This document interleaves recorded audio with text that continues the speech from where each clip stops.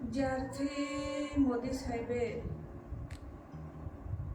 Friends કીધું છે ત્યારથી આખો જેન્ઝી સમાજ એકબીજાને માફ કરવામાં લાગી ગયો છે. પણ મારા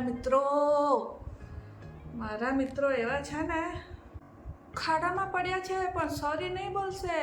સોરીની સ્પેલિંગ શું થાય ખબર છે? SORRY, sorry. પણ નહીં, ક્યારેય નહીં. આપણા મિત્રોને ક્યારેય શોધવાની જરૂર ના પડે. સિંગ મારવા સીધા આપણી પાસે આવી જ જાય. સિંગ મારે, હા, તો રેસોની સિંગ મારે એ લોકો. આ પેલી સિંગ ખાવાવાળી સિંગ નહીં, આ વાળી સિંગો, ભેંસવાળી. મારા મિત્રો ગાય છે, ભેંસ છે. આ મિત્રો કંઈક સારું કામ કરવા જઈએ પણ અમારા કાંડ જ બહુ થઈ જાય છે. અમે એટલું સારું કામ કરવા ગયા, મદદ કરવા ગયા અમારા એક મેડમની, તો મારા પાસે ગાડી છે. અમે ગાડી લઈને મસ્ત એવી મદદ કરી, ચાલો કે લિફ્ટ આપી દઈએ સ્ટેશન પરથી. હા, અમારી કોલેજ છે ને સ્ટેશનથી આશરે 1.5 કિલોમીટર જેવી દૂર હતી. તમે કહેશો કોલેજ? અમે લોકો બધા કોલેજમાં સાથે જોબ કરતા હતા, એટલે ત્યારથી અમારી મિત્રતા છે. અમે મદદ કરવા ગયા, અમે અમારા એક મેડમને લિફ્ટ આપી. મારા પાસે એક ગાડી છે પ્લેઝર પ્લસ, એને પાછળ થોડા અડેલી રાખવા માટેની જગ્યા હોય. અમે બેસાડીને લઈ ગયા, સાથે પીજી ડોન અને અક્ષિતા એમ બીજી ગાડીમાં આવ્યા. અને હવે ઉતરવાની વારી આવી. અમારા મેડમ પડી ગયા. મેડમ પડી ગયા એ તો વાત બરાબર, પણ મારા મિત્રો એવા છે ને, એક મોબાઈલ ઉચક્યો, એક લેપટોપ ઉચકી, પણ મેડમને કોઈએ ના ઉપાડ્યા. એવા છે. એટલે મદદ કરવા ગયા પણ થઈ ગયો કાંડ. બોલો, કરીએ શું? અને એ લોકો હરામખોર એટલા જ એ નથી. હું, ડોન ને આ અક્ષિતા, અમે મસ્ત એવા લંચ બ્રેકમાં જમવા જતા હતા. હા, સ્ટાફ રૂમમાં પહોંચ્યા. સ્ટાફ રૂમમાં હું થોડું, મારું ફાસ્ટ છે વોકિંગ, તો હું ફાસ્ટ ગઈ ને સ્ટાફ રૂમમાં જતી રહી, અંદર ઘૂસી ગઈ અને અંદર ચાલતી હતી મીટિંગ. હું અંદર જતી રહી, એ લોકો બોલ્યા નહીં, પણ એ લોકોએ જે યુ ટર્ન માર્યો છે દરવાજા પરથી, હા, હું તો પાછળ ફરીને ના જોઈ શકી ને કલાકનું ભાષણ સાંભળ્યું એ અલગ. હવાના એટલા બધા અમે શોખીન. સોનગઢથી વ્યારાનું ડિસ્ટન્સ એપ્રોક્સિમેટ 18 કિલોમીટર થાય, 18 કિલોમીટર જેવું થાય. અને ડોનનું સોનગઢથી કટાસણ જવાનું બીજું 10થી 12 કિલોમીટર જેવું થતું હશે. પણ એને અમે ઉપાડી જઈએ. ખાલી એક 10 રૂપિયાની સિકંજી પીવા માટે એ એપ્રોક્સિમેટ પહેલાં 10 ને 18 એટલે 28 કિલોમીટરનું ડિસ્ટન્સ ટ્રાવેલ કરે. બોલો. અને અમે કંઈ છોડીએ થોડા એના લીધા વગર. એની 10 રૂપિયાની સિકંજીના 10 રૂપિયા બી એને જ આપવા પડે.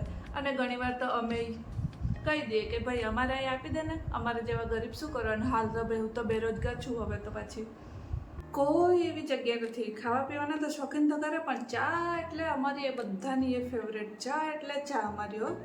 દિવસના અમારી ખાલી 6-7 ચા થતી હશે, બસ એટલી જ કોલેજ દરમિયાન થઈ, વધારે નહીં. હા ને, કોલેજ અમારી હતી 9થી 3, બસ અમે 9-10 જ ચા પીએ, વધારે નહોતા પીતા. ચા હવે તો ખાંડનો ભાવ એ વધી ગયો છે. આ ઇથેનોલે તો બહુ કરી.